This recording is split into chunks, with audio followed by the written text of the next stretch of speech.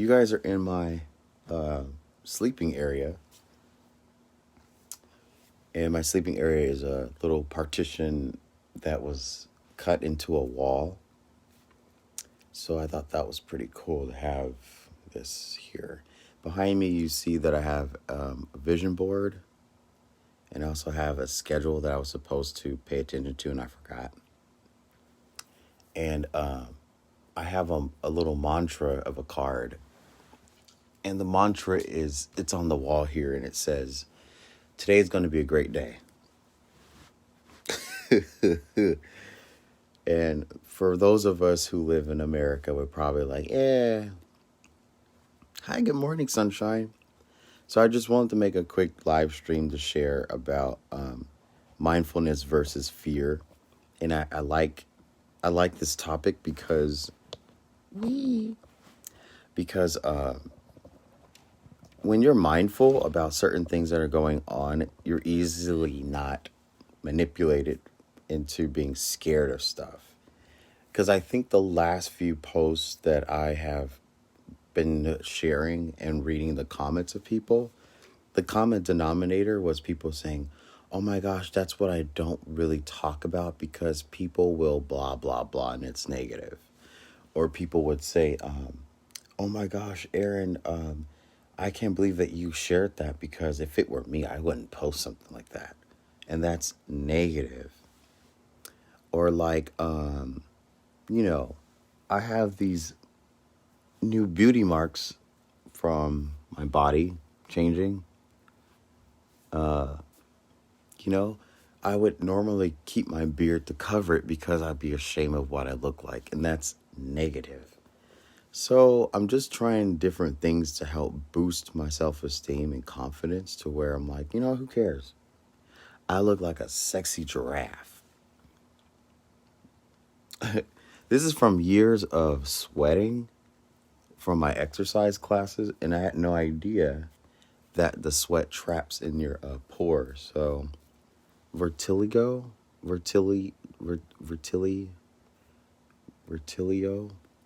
Anyways, so I think like the difference between myself and a lot of people who've been trying to warn me to stop saying so much about particular topics on social media, I understand, but I've always challenged myself to look above the fear, to rise above like being scared to say this.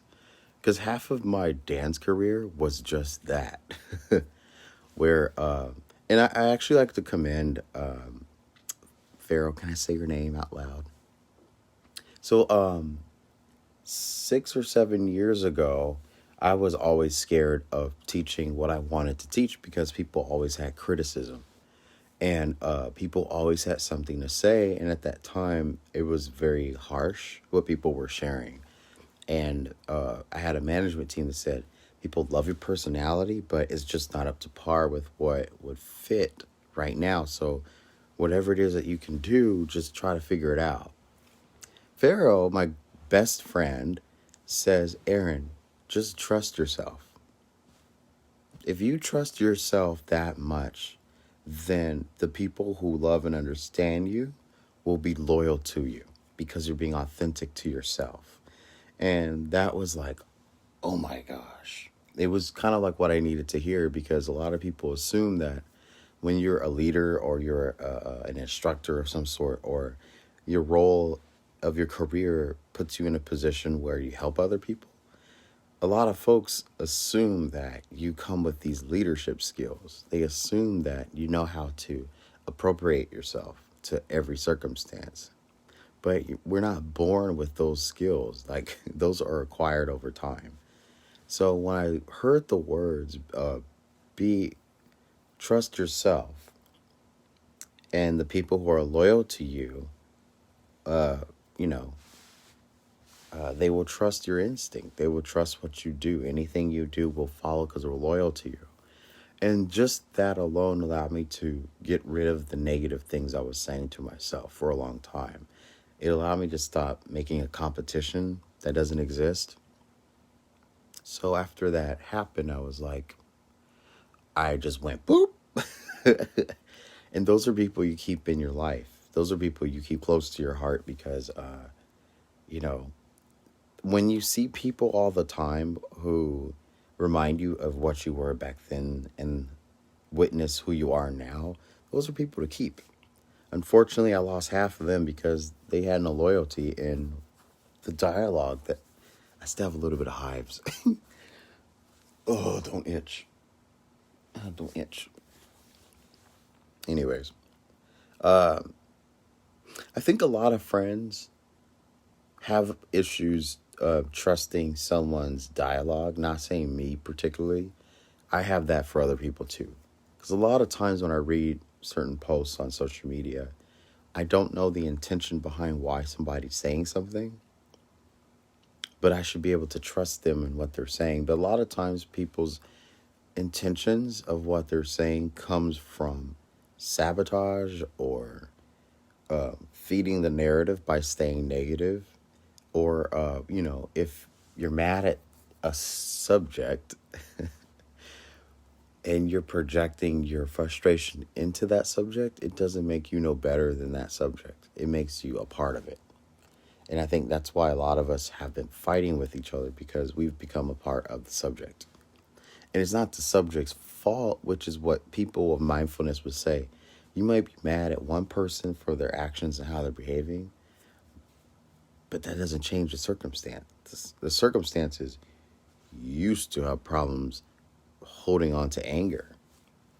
And that's what I try to share with people is like,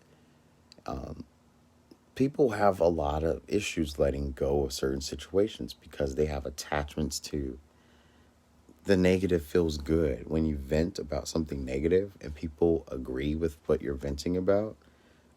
It gives you power. It makes you feel good. But the mindful approach would be to address something of how to move forward, and then you become greater than what is holding you down. That's just how I think. But I was sharing with someone yesterday, mindfulness doesn't really have, because a lot of people say this when they're arguing with me. They always say, but that's just the way you think, and that's just the way you believe it. And you can't push your beliefs onto people. And I'm like, mindfulness has no subject or category.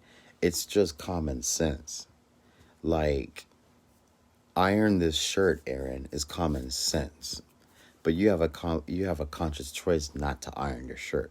That's your choice. But what's mindful, I'm just using it as a metaphor or an example, is you have a choice to either iron the shirt or not. But if it's wrinkled, don't complain about it. So in essence, if something is the epitome of the negative subject in America right now, talking about it only allows you to integrate the negativity into your life. Then you become negative, then you turn people off. So the mindful thing would be is to put a positive insertion into your dialogue. It's easier to be actually no, it's easier to be negative than positive. Because negative frequency is what we call fourth dimension. You can't see it, you can't touch it, but you can feel it, and that feeling is a witness. And sometimes feelings can generate power. You can feel powerful when you intimidate people, or you can feel power when you are talking smack to somebody, or like those 27 people yesterday who figured out how to hack into my Facebook post and trolled me. That was feeding them power. To talk smack about someone they don't know gave them power. But for the first time, I was so proud of myself. I was just like, wow, I don't have any attachments of feeling toward that at all. I think in the beginning when someone, said something about my dance career, I was like, my dance career has nothing to do with what I say on social media. If I had that kind of thought where I was scared of what I said on social media because it might hurt my career, then I'm not living life. I'm living in fear. The Bible says to live is to die, and to die is to live. So I rather be persecuted and judged by people if it means I'm siding with my heart and soul, because that puts me in the frequency of God, or it puts me in the frequency of Allah, or it puts me in the frequency of, you know, all the things that are above, what do you call it? Ganesh and Buddha.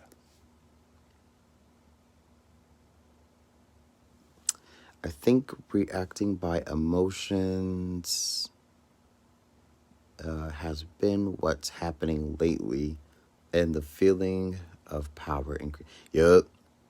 Boop. And the thing is, I think when people feel what is it called? Entitled to power. Like let's say one side is blue, one side is red, and blue feels like, this is happening to us, and we have to do something about it. That gives the feeling of power, and it increases the magnitude of their frustration, which is understandable. I completely understand. The thing about it is, I think people in life in general feel like there's always somebody who doesn't like you, or there's always someone going to disagree with you. We have this idea that people already are going to disagree with us. So what's projected is our offense, us protecting ourselves, and being defensive all the time is not a good thing, because that goes negative. To always walk around being scared of what people think and say that's not positive at all. It's almost like saying, like how I was in the beginning of the pandemic. I was scared to go outside, go to the store. I was scared to walk down the street because people will look at me. I was scared to, talk to people because I really didn't know how to say stuff to people. I was always used to having a dance class every day. And there was one common denominator that allowed me to feel important, special, egotistical, narcissistic, and I loved it because I had what people didn't have. The mindset of teaching dance. And then the fear was, if I lose my dance skill, can I still be able to be accepted as a human being? And the answer is yes. It took me all of 2020 to figure that out. Yep, a lot of counseling.